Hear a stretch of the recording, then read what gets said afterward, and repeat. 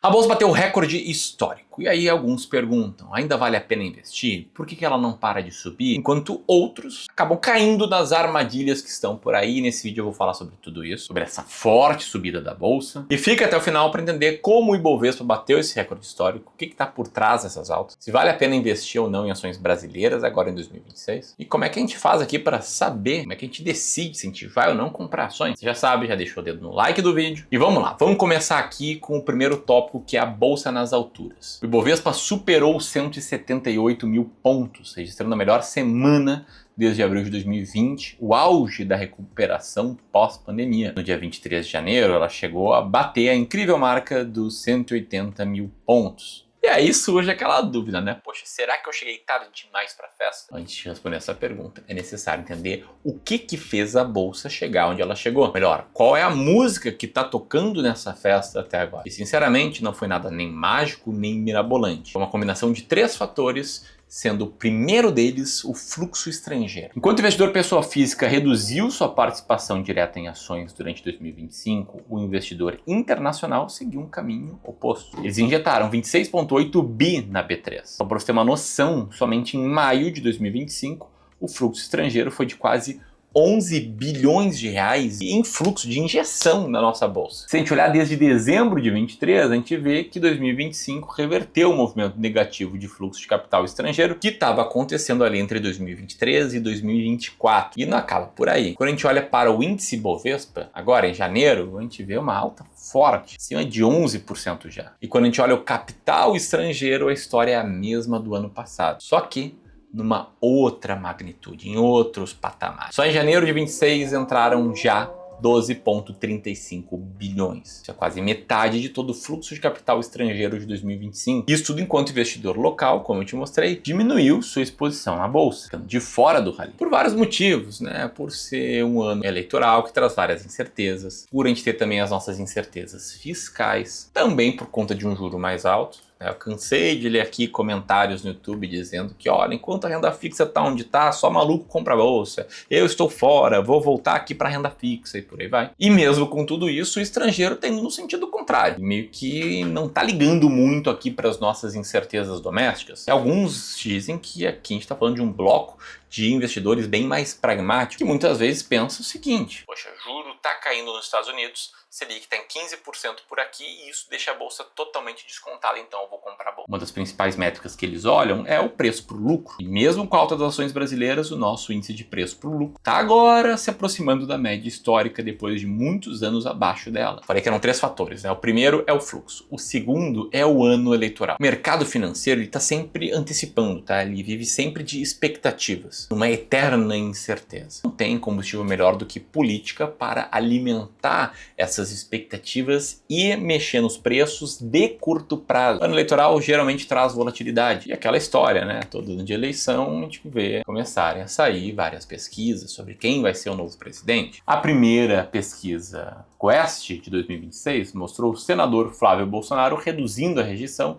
e se aproximando do Lula, ficando apenas 7 pontos percentuais de diferença. E aqui sem julgamento de valor, se a opção A é melhor que a opção B, mas é lógica, tá? O mercado tende a preferir candidatos que sejam mais pró-mercado, que não enchem a máquina pública, que não gastem muito mais do que arrecadam. E mesmo com a relação de cautela sobre a pré-candidatura do Flávio Bolsonaro, o que vai ficando claro para a Bolsa de Valores que o que importa não é tanto o nome, e sim uma sinalização de um ajuste fiscal severo. É como eu já mostrei várias vezes aqui nos vídeos, o próprio governo aponta que o dinheiro para serviços básicos pode acabar já em 2027. E por fim, a gente tem um terceiro fator, que são os resultados das empresas. Lembrando que por trás de uma ação, de um código, tem uma empresa, está lá vendendo produtos, vendendo serviços, gerando empregos, pagando impostos e buscando crescer. A bolsa subiu 40% nos últimos 12 meses. Em dólar, o salto foi de 60%. Mas também porque o lucro das empresas está vindo consistentemente acima do esperado. Em 2025, o micro, né, as empresas,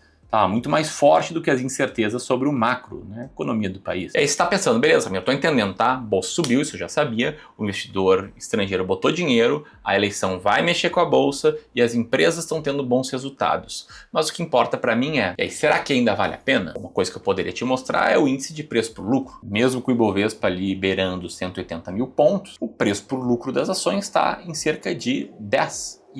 abaixo da média histórica, onde inclusive está abaixo há cerca de 6 anos. E saindo de um pessimismo muito grande. A gente não precisa voltar muito no tempo não. A gente lembrar do fim de 2024, o clima era fim do mundo. Era o pior ano desde 2021, era a decepção do Ibovespa. O dólar estava batendo 6,20, a taxa Selic estava subindo, chegando nos 15% ao ano. O sentimento era o pior, não à toa que, de acordo com a Infomoney, foi um ano melancólico. E nas projeções mais otimistas, a bolsa chegaria a 154 mil pontos em 2025, ou seja, uma alta de 28%. Como sempre, né, as projeções estavam erradas, tal como elas costumam estar. Análises qualitativas, projeções qualitativas, na média, estão erradas. Não porque as pessoas são incompetentes, mas porque a gente costuma dar um peso muito grande para as informações recentemente recebidas, em detrimento das informações que mais importam para uma determinada tomada de decisão. E aí pode ver como as manchetes foram mudando, né? Safra Itaú BBA, por exemplo, já projeta o Ibovespa entre 185 e 198 mil pontos até o final de 2026. Tem analistas falando em Ibovespa 200 mil pontos, e em cenários mais otimistas, podendo bater os incríveis 300 mil pontos em 2027. A Empíricos, inclusive, está projetando uma alta que pode levar o preço por lucro da bolsa para perto da casa das 20 vezes lucro. E não me entenda errado, tá? Isso aqui não é uma crítica aos analistas que erraram as projeções e agora estão fazendo novas projeções e sempre vão fazer projeções. O mercado está sempre assim, buscando o que pode acontecer, buscando trazer um pouco de certeza para um ambiente extremamente incerto. Nós aqui do Clube do Valor, inclusive, somos consultados por esses portais para dar nossa opinião, né? Recentemente, dei uma palhinha lá para a Infomoney. E aí, o ponto que você tem que entender, tomar decisão de investimentos, comprar ou não bolsa, por conta das manchetes, por conta das projeções, por conta da história da Groenlândia, é uma enorme de uma armadilha. Uma armadilha que tá aí, cai quem quer.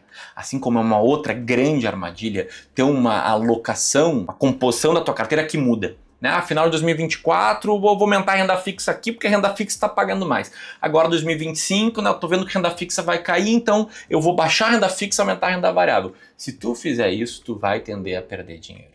E é mais do que comprovado que a maioria dos investidores perdem dinheiro. Por quê? Porque ele não tem estratégia, eles não têm um plano sobre o que fazer em diferentes cenários. Essas são as armadilhas que estão aí, você não pode pisar nelas, não pode cair nessas cascas de banana. Dito isso, o que fazer, Ramiro? Como é que eu vou determinar se eu vou comprar ou não? Como é que vocês fazem no Clube do Valor? Bom, se você é clubista há mais tempo, você sabe da minha resposta. Para entender se ações brasileiras fazem sentido para você nesse momento, você tem que dar um passo para trás. Ou melhor, tirar o zoom da árvore e colocar, à frente da câmera, a floresta inteira. Você tem que sistematizar os seus investimentos, botar método, botar processo. Eu sei que isso é um papo chato pra caramba, mas é isso que funciona. E quando eu falo sobre sistematizar, o ponto mais importante é você definir quanto por cento da sua carteira deve estar em ações. Isso parece óbvio, mas é o mais importante. Pesquisas como esse estudo aqui da Brinson, Hood e Bover e da Vanguard mostram que 90% da variação do retorno de um portfólio é impulsionado pela sua alocação de ativos. O mesmo é mostrado aqui pela Vanguard. Mais de 90% da variabilidade do retorno no longo prazo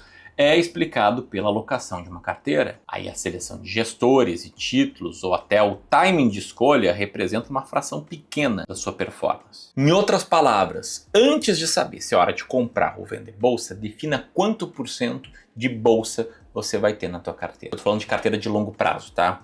E para a maioria dos perfis, eu recomendaria não ser zero, a não ser que você seja um cara muito pouco tolerante a risco, muito conservador, e eu jamais também recomendaria ser 100% ou 80%. Entra o segundo pilar, que é diversificação. Por exemplo, a gente nunca investe só em ações brasileiras ou só em ações norte-americanas, a gente sempre diversifica a parte de ações meio a meio. Metade no Brasil, metade nos Estados Unidos, para a carteira dos nossos clientes. Isso você até pode ficar frustrado de ganhar menos do que uma classe de ativos que subiu mais, mas no longo prazo, a carteira diversificada vai tender a ganhar. De acordo com a Fairstone, uma empresa lá da Irlanda, a principal vantagem da diversificação é a redução de risco. E esse gráfico aqui da Vanguard mostra o quanto diversificar ajuda não só no aumento da eficiência dos retornos, como também na diminuição da volatilidade. Então, primeiro você define quanto você vai ter em ações brasileiras, depois você garante estar diversificado, pelo menos entre ações brasileiras e norte-americanas, se tu for muito tolerante ao risco, mas na média em outras classes de ativos também.